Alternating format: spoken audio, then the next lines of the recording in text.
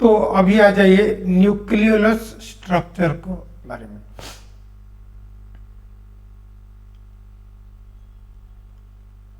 Nucleolus, सो nucleolus क्या होता है? देखिए ये सेल है, सेल के अंदर इसको हम बोलेंगे न्यूक्लियस। न्यूक्लियस, सो न्यूक्लियस के अंदर एक स्पेशल स्ट्रक्चर है, उसको ही हम बोलेंगे न्यूक्लियोलस।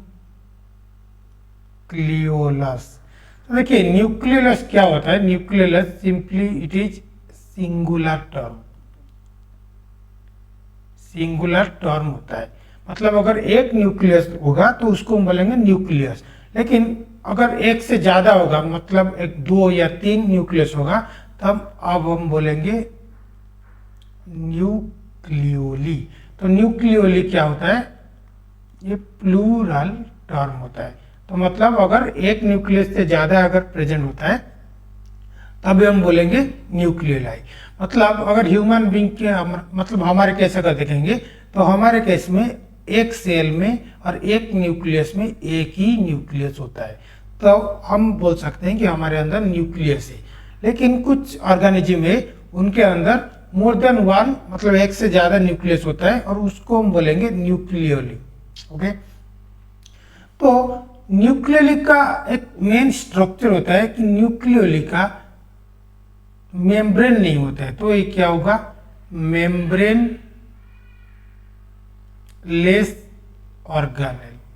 तो मतलब इसमें मेम्ब्रेन नहीं होता है। तो अगर मेम्ब्रेन नहीं हुआ, देखिए ये न्यूक्लियस हो गया, न्यूक्लियस के अंदर जो है उसको हम बोलेंगे न्यूक्लियोप्लाज्म। न्यूक्लियोप्लाज्म क्या होता है? सिंपली आप सोच सकते हैं जैसे साइटोप्लाज्म। साइटोप्लाज्म क्या है? सेल के अंदर जो लिक्विड पार्ट होता है उसको हम बोलेंगे साइटोप्लाज्म। वैसे ही न्यूक्लियस के अंदर जो भी लिक्विड पार्ट होता है हम उसको बोलेंगे nucleoplasm. Simply like cytoplasm present in the nucleus, present in the cell. मतलब सेल के अंदर जैसे साइटोप्लाज्म होता है वैसे ही उसी स्ट्रक्चर मतलब न्यूक्लियस के अंदर जो भी लिक्विड पार्ट होता है हम बोलेंगे हम उसको न्यूक्लियोप्लाज्म। और देखिए न्यूक्लियोलस क्या होता है? मेम्ब्रेन लेस, मतलब क्योंकि वो मेम्ब्रेन ही उसका नहीं है तो क्या होगा? न्यूक्लियोप्लाज्म का जो कंटेंट है वो अंदर अपने आप चला जाएगा, या फिर न्यूक्लियोलस के अंदर जो पार्ट है वो बाहर चला जाएगा। मतलब जो भी कंटेंट है वो एक दूसरे के साथ कंटिन्यूस होता है, मतलब वो अंदर बाहर आ सकते हैं क्योंकि उसके अंदर मेम्ब्रेन ही नहीं है न्यूक्लियोलस। और न्यूक्लियोलस क्या होता है? राउंड होता है, डार्क स्टेन्ड होता है, डार्क स्टेन्ड होता है और डेंस होता है। डेंस मतलब बहुत कॉन्सेंट्रेटेड जैसे रहता है, तो ये हो सकता है। और डार्कली स्टेन्ड, देखिए न्यूक्लियस हो गया और न्यूक्लियस से ज्यादा वो डार्कली स्टेन्ड होता है, तो ये हो गया। तो अभी आप देखिएगा कि न्यूक्लियोलस कैसे बनता है और फॉर्मेशन ऑफ न्यूक्लियोलस। न्यूक्लियोलस कैसे बनता है? देखिए लेट्स सपोज ये एक क्रोमोजोम हो गया।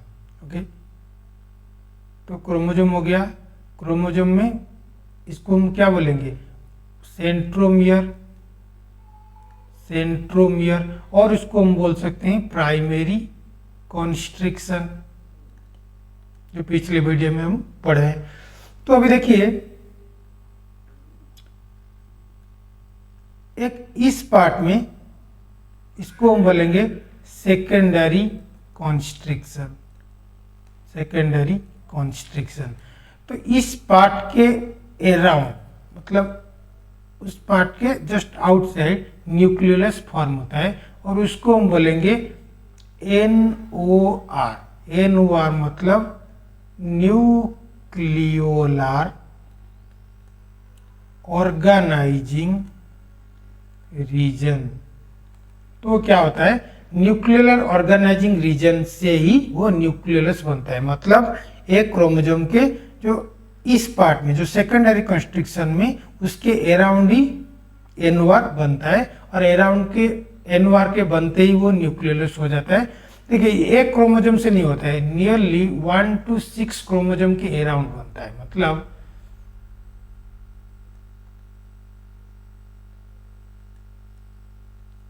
ये एक क्रोमोजोम हो गया,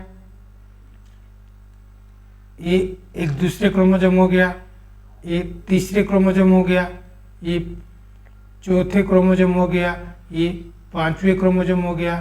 तो देखिए इस वाले में सेकेंडरी कंस्ट्रिक्शन, इसमें सेकेंडरी कंस्ट्रिक्शन, इसमें सेकेंडरी, इसमें सेकेंडरी, इसमें सेकेंडरी से थोड़ा थोड़ा बन के वो न्यूक्लियोलस फॉर्मेशन होता है। तो अभी हम बोलेंगे न्यूक्लियोलस। तो न्यूक्लियोलस कैसे बनता है? By NOR, the nucleolar organising region. तो न्यूक्लियोलर ऑर्गेनाइजिंग रीजन क्या होता है? सिंपली द सेकेंडरी कंस्ट्रिक्शन, मतलब कुछ पर्टिकुलर क्रोमोजोम ऐसे होता है उसके अराउंड ही वो बनता है।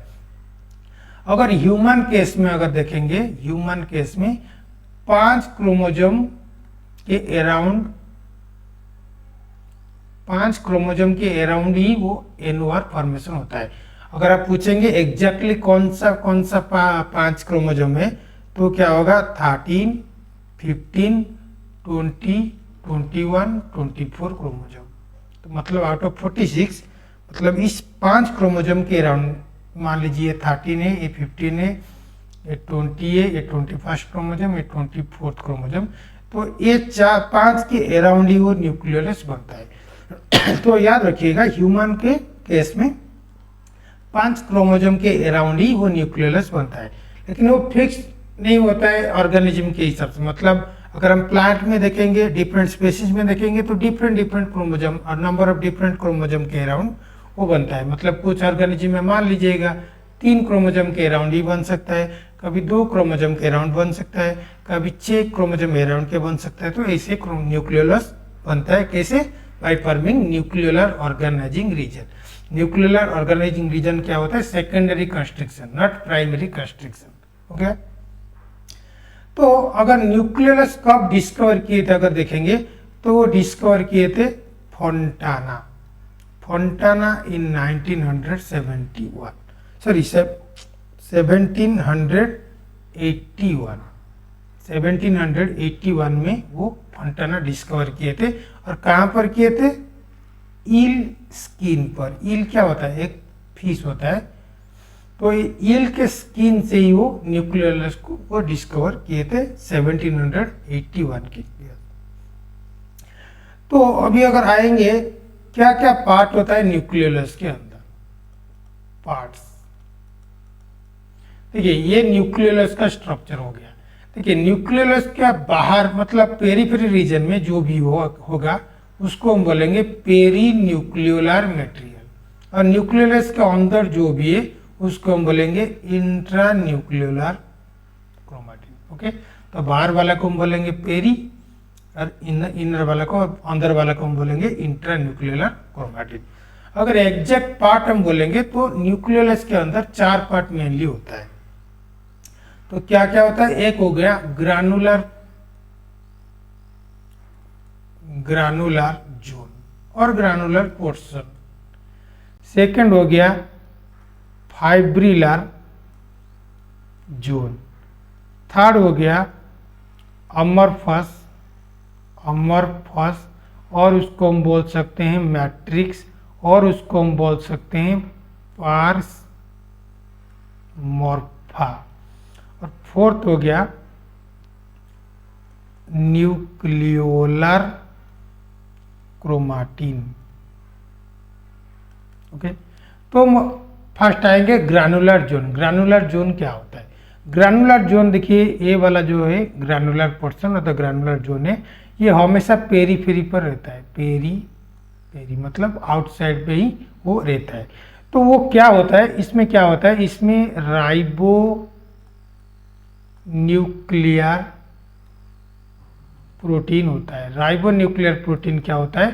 सिंपली आप जान सकते हैं RNA and with associated protein, मतलब RNA और उसके साथ जुड़े हुए प्रोटीन को ही हम बोलेंगे राइबो न्यूक्लियर प्रोटीन। तो अभी आ जाएगा फाइब्रिलर जोन। ये फाइब्रिलर पर्सन मतलब फाइब्रिल होता है। मतलब इसमें क्या होता है? इसमें सिंपली द RNA होता है प्लस नॉन हिस्टोन प्रोटीन होता है। ओके, तो देखिए एग्जाम में, नीट एग्जाम में कभी कभी आ जाता है कि which part of the nucleolus the protein are present, मतलब न्यूक्लियोलस के किस पार्ट में प्रोटीन होता है, तो आंसर होगा आपका ग्रानुलर जोन। लेकिन अगर पूछेगा कि किस पार्ट में आरएनए होता है, तो आंसर होगा फाइब्रिलर जोन। हो गया। तो थर्ड पार्ट हो गया अमरफस, और उसको हम बोलेंगे matrix of the parts Marpha, मतलब मैट्रिक्स मतलब क्या हो गया, एक सेंटर पार्ट में जो हो गया उसको हम बोलेंगे, देखिए इसको बोलेंगे मैट्रिक्स ऑफ पार्ट्स एमरफा। तो इसको हम बोलेंगे, मतलब ये इनसाइड के अंदर जो भी है उसको हम बोलेंगे मैट्रिक्स। तो और एक हो गया न्यूक्लियोलर क्रोमाटिन, तो ये क्या हो गया, डीएनए, आरआरएनए, टीआरएनए, तो ये सब जो हो गया उसको हम बोलेंगे न्यूक्लियोलर। इंपॉर्टेंटली याद रखिए nucleolar, not nuclear. Nuclear chromatin क्या हो गया, न्यूक्लियस के अंदर जो है, मतलब ये क्रोमोजोम वाला जो है, तो ये वाला ये नहीं है, ये वाला मेनली होता है आरआरएनए होता है और टीआरएनए होता है न्यूक्लियस के अंदर। तो अभी अगर आ जाएगी फंक्शन, तो मतलब न्यूक्लियस का क्या फंक्शन हो गया, एक होगा it provides machinery for protein synthesis. इसका मतलब क्या है, प्रोटीन सिंथेसिस के लिए वो प्रोवाइड करता है क्या, मेशिनरी। मेशिनरी मतलब क्या मशीन होता है, प्रोटीन सिंथेसिस के लिए क्या होता है, इंपोर्टेंटली क्या हो गया, राइबोसोम चाहिए और आरआरएनए चाहिए। आप ट्रांसलेशन और ट्रांसक्रिप्शन में हम पढ़ेंगे, मेनली ट्रांसलेशन के अंदर उसमें एक राइबोसोम चाहिए, आरआरएनए चाहिए। और ये राइबोसोम और आरआरएनए वो कहाँ से निकलता है, न्यूक्लियोलस के अंदर। सो न्यूक्लियोलस का एक काम हो गया, provides machinery for the protein synthesis.